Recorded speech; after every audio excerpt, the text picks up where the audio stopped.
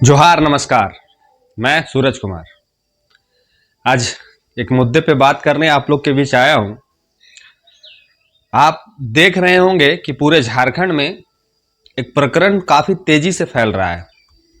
प्रकरण ये फैल रहा है कि हर जगह पे आपको हर विधानसभा में कहीं न कहीं जेएलकेम के जो नेता हैं उनके ऊपर लालछन लगता है, उनके ऊपर कार्रवाई हो जाती है, उनको पार्टी से बाहर निकाल दिया जाता है।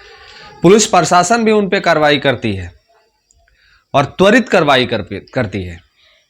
और ये कोई नई बात नहीं है।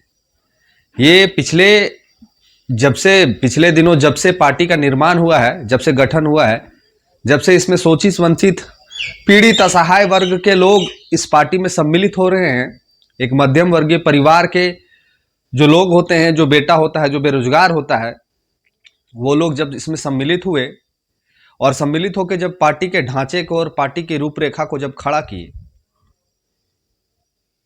जैसे जैसे इस पार्टी का ग्राफ बढ़ रहा है वैसे वैसे कुछ लोग हैं जिनके ऊपर लालछन लगता है। लालछन क्या लगता है वो भी आपको हम विस्तार से समझाएंगे और आपसे अंतिम में एक प्रश्न पूछेंगे। चलिए प्रश्न अभी ही पूछ लेते हैं आपसे। क्या जेएलकेएम ही मात्र इकलौती पार्टी है पूरे झारखंड में जो सिर्फ चंदा उगाही का काम कर रही है? क्या जेएलकेएम के ही पार्टी के जो नेता लोग हैं वही सिर्फ 2 नंबर काम कर रहे हैं? क्या जेएलकेएम के कार्यकर्ता ही कोयला के गाड़ियों से पैसे की वसूली करती है? क्या जेएलकेएम के नेता ही फैक्ट्रियों में जाके फैक्ट्रियों के मालिकों से पैसा की वसूली करती है? क्या जेएलकेएम के नेता ही हर मुद्दे पे लोगों से पैसा वसूली का काम कर रही है? ये आपसे प्रश्न है, इसका जवाब जरूर लिखिएगा। चलिए टॉपिक पे आते हैं और आपको कुछ विस्तार से समझाते हैं जो आपको समझना चाहिए। अभी बोकारो में आपने उत्तम महतो का जो काफी सक्रिय सदस्य थे जेएलकेएम का और एक और उनके ही साथ मीडिया प्रभारी थे, दोनों के ऊपर में एक लालछन लगा और वो दोनों को चंदा उगाही के केस में गाड़ी वाले ने आरोप लगाया कि 40,000 रुपए की छीना झपटी की गई है, उनका शीशा फोड़ दिया गया और उस आरोप में पुलिस प्रशासन ने उनको जेल भेज दिया और उनको 3 वर्षों का पार्टी से निष्कासन का भी मार झेलना पड़ा। बोकारो की जो प्रत्याशी रही है हमारी सरोज देवी या सरोज कुमारी, जो भी नाम होगा उनका, उनके ऊपर में भी कल एक इंटरव्यू हमारे केंद्रीय प्रवक्ता ने दिया कि 1,35,00,000 का हेरा फेरी का कुछ मामला है, अगर पुष्टि होती है तो उनको भी पार्टी बाहर निकाल देगी। रामगढ़ के पूर्व प्रत्याशी पानेश्वर कुमार के ऊपर भी इसी तरह का लालछन लगा था। कोल्हान के गोपेश महतो के नाम पे भी इसी तरह का लालछन लगा था चंदा उगाही का।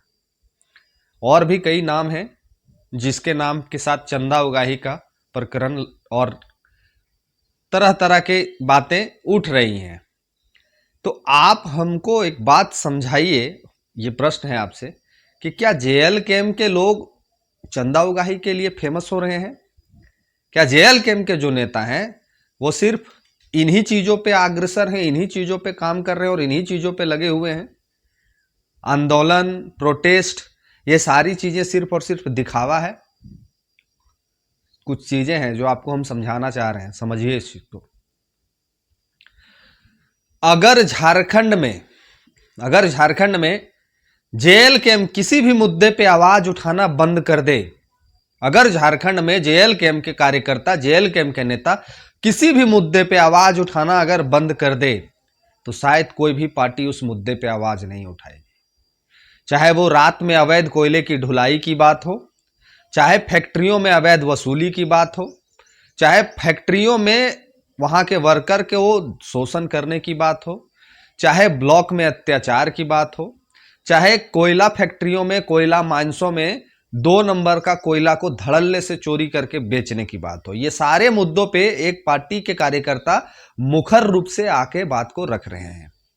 और कुछ व्यवसायी जिनको इससे नुकसान होते दिख रहा है वो क्या कर रहे हैं कि एक उपाय लगा रहे हैं और जेएलकेएम के नौजवान लड़कों को, जेएलकेएम के सदस्यों को, जेएलकेएम के कार्यकर्ताओं को एक साजिश के तहत इनको एक ऐसे रूपरेखा में फंसा दिया जा रहा है और उस पे पार्टी भी मजबूर हो जा रही है इनको निष्कासन करने पे।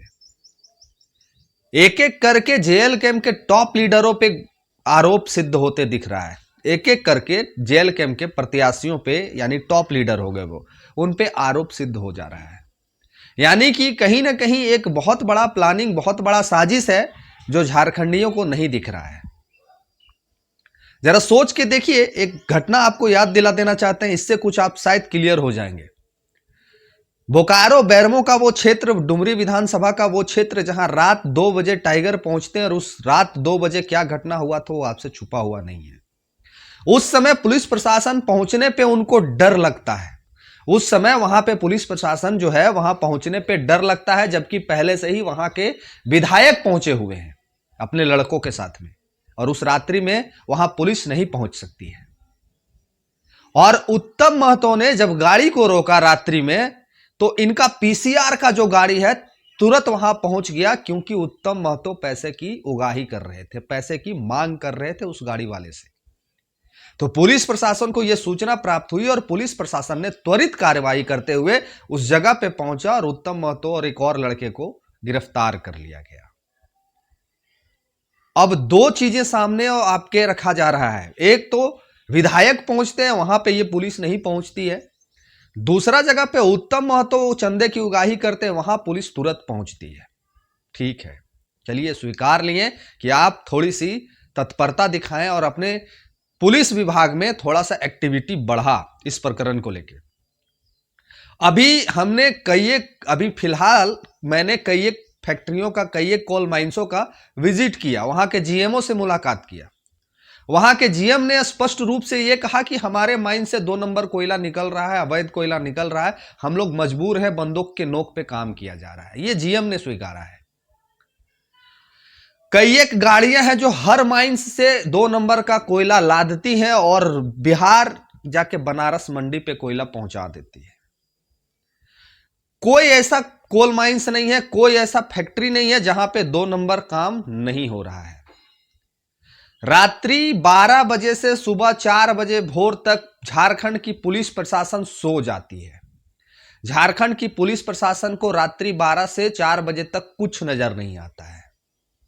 इस रात्रि के दरमियान जितना कोयला झारखंड के धरती से नोच के, जितना कोयला हम इस झारखंड के धरती से नोच के बाहर भेज सकते हैं, उतना कोयला यहां धड़ल्ले से नोच के बाहर भेज दिया जाता है। ना ही उसका रॉयल्टी राज्य सरकार को मिलता है और ना ही उसका रॉयल्टी केंद्र सरकार को मिलता है। मिलता है किसे?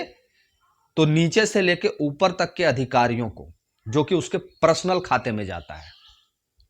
यहां पे पुलिस तत्परता नहीं दिखाती है, यहां पे प्रशासन उन गाड़ियों को नहीं पकड़ती है।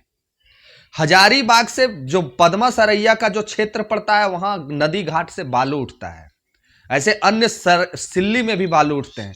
जहां जहां पे बालू है, रात्रि में धड़ल्ले से बालुओं को रोड पे ले जाया जाता है। उस जगह पे पुलिस प्रशासन को चोरी नहीं दिखता है, चंदा उगाही नहीं दिखता है, डकैती नहीं दिखता है।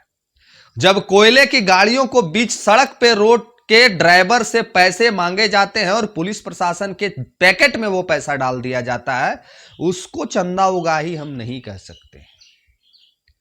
जब रंगदारी के नाम पे कई गाड़ियों का जुलूस चलता है धनबाद में, और 20-25 गाड़ियों का जत्था चलता है, और उनका रंगदारी ऐसे चलता है कि पूरा माइंस का कोयला ही उठा लिया जाता है, उस जगह पे पुलिस प्रशासन तत्परता नहीं दिखाती है।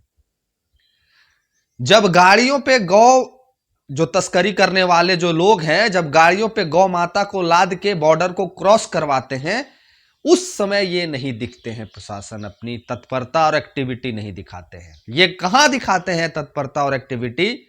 जहां हमारे और आपके जैसा एक मिडिल क्लास फैमिली का लड़का अगर कुछ करता है, गलत चीजों को पकड़ने का प्रयास करता है, गलत चीजों को उजागर करने का प्रयास करता है, तो क्या होता है कि उनके ऊपर ही आरोप सिद्ध कर दिया जाता है, उनके ऊपर ही केस कर दिया जाता है और उनको ही जेल भेज दिया जाता है। कभी आपने सुना कि एक बड़े व्यवसायी का बेटा या बड़े व्यवसायी का कोई रिश्तेदार के ऊपर एफआईआर हुआ हो या केस गया हो? कभी आपने सुना कि कोई नेता मंत्री का बेटा 2 नंबर करते पकड़ा गया हो, झारखंड में खास करके? यानी कि साफ साफ शब्दों में यह कहा जाता है कि झारखंड में 2 नंबर कौन कर रहा है? तो जेल कैंप के 2-4 लड़के कर रहे हैं। मैं आपको बताना चाहता हूं इस वीडियो के माध्यम से, थोड़ा वीडियो लंबा है, जरा गौर से समझिएगा, आपके लिए है ये, झारखंड में जितने झारखंडी और जेएलकेएम के चाहने वाले उनके लिए है कि अगर जेएलकेएम के लड़कों ने ये मन बना लिया, जेएलकेएम के लड़कों ने ये ठान लिया, तो एक भी गाड़ी कोयला नहीं जाएगा 2 नंबर का बाहर। और सतवें अगर उगाही पे आ गए, सतवें अगर उगाही पे आ गए तो कितने लोगों का पॉकेट में जो जा रहा था वो बंद हो जाएगा। तो आरोप लगा के किसी भी निर्दोष को पार्टी से निकलवाना, उनके ऊपर केस करना, उनके ऊपर एफआईआर करना, ये सचेत रहने की आवश्यकता है सभी लोगों को, एकजुट रहने की आवश्यकता है सभी लोगों को, एक दूसरे का साथ देने की जरूरत है सभी लोगों को। अपने ही लोगों का पैर खींचने का काम अगर आप और हम करेंगे तो ये लोग आपके, हमारे और अन्य लोगों पे बारी बारी से इसी तरह से केस करेंगे और जेल भेज देंगे।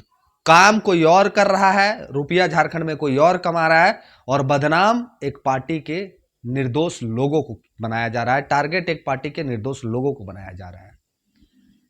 बहुत ऐसे लोग हैं जो 2 नंबर का काम कर रहे हैं झारखंड में, सबके नजर में है, एक छोटे से हवलदार से लेके एसपी तक के नजर में है, लेकिन उन पे कार्रवाई नहीं होती है। डेली कोलियरियों से कोयला अवैध तरीके से ढोया जा रहा है, उन पे कार्रवाई नहीं होती है। जब उनको पकड़ने का प्रयास पुलिस नहीं, जब जेएलकेएम के लड़का लोग करते हैं तो वही लड़का लोग के ऊपर एफआईआर हो जाता है। और यही कारण है कि ये जो चंद नाम है, इनके ऊपर आरोप सिद्ध कर दिया गया है। कल हम और आप जब अगुवाई करेंगे, कल हम और आप जब इन गाड़ियों को रोकेंगे, कल हम और आप जब इन फैक्ट्रियों पे पहुंचेंगे, तो हमारे और आपके नाम से भी लेटर और चिट्ठी निकल जाएगा। तो अब एकजुट रहने की जरूरत है सभी विधानसभा क्षेत्र के लोगों से। आग्रह है, निवेदन है कि एकता बनाए रखिए, अपने ही लोगों का पैर मत खींचिए, अपने झारखंडी भाइयों को सपोर्ट करिए, अपने झारखंडी भाइयों के हित के लिए उनके साथ खड़ा रहिए, ना कि उनके ऊपर ही दोष लगाइए। वो आपके लड़ाई में साथ रहा होगा एक दिन, उस दिन को याद करिए। आपके लड़ाई में एक दिन जरूर साथ रहा होगा, उस दिन को याद करिए। और जो कमा रहे हैं वो कमाने वाले तो कमा ही रहे हैं, बदनाम कोई और हो रहे हैं। इस वीडियो में अपनी प्रतिक्रिया लिखिएगा अवश्य से, और वीडियो शेयर करके जितने जेएलकेएम के जहां जहां की टीमें हैं सबको फॉरवर्ड कर दीजिएगा, ताकि वो भी कुछ समझ सकें और विचार कर सकें इस विषय पे। मिलते हैं अगले वीडियो में। इस वीडियो में इतना ही। धन्यवाद, जोहार, प्रणाम।